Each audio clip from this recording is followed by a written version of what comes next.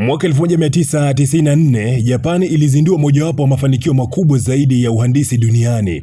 Ilijenga uwanja wa ndege wa kimataifa wa Kansai uliojengwa kwenye kisiwa kikubwa kilichoundwa na binadamu huko Osaka Bay kwa gharama inayozidi dola bilioni 15 kipindi hicho, ambayo ni takriban kama bilioni 20 kwa kipindi hiki. Uwanja huu ambao ulipewa jina la KIX, yani KIX, ulijengwa ili kupunguza msongamano wa mara nyingi.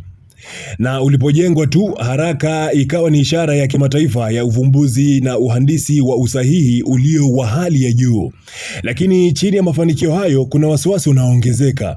Kisiwa hiki cha bandia kilijengwa kwa udongo laini wa baharini, msingi unaojulikana kukandamiza kwa muda. Wahandisi walitarajia utatuzi wa taratibu wa kusanikisha viunga vinavyoweza kubadilishwa ili kufidia mkandamizo, lakini ukweli ni kwamba umekuwa wa kushangaza licha ya juhudi kubwa za wahandisi kutatua mkandamizo huo wa chini ambao unakuwa taratibu kuliko ilivyotarajiwa.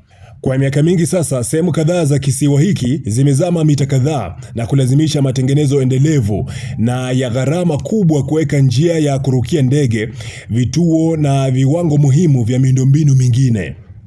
Wahandisi wamesema kwamba washindi na kitu bwana. Kama waliweza kucheza vyema na mkandamizo huo, hivyo watadhibiti uzamaji wa taratibu, yani sinking, ambayo inatokana na mkandamizo ama nguvu za mvuto kutoka chini ya bahari.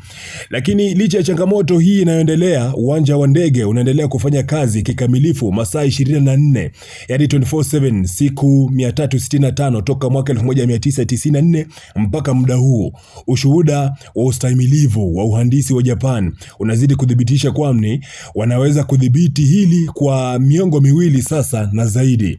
Hata hivyo, changamoto ya muda mrefu iko wazi: kuweka kisiwa kinachozama kikiwa dhabiti mbele ya wakati na kupambana na shinikizo la asili, yani natural disasters. Uwanja wa ndege wa kimataifa wa Kansai haushindwi, lakini unapambana kimya na mvutano wa kila siku.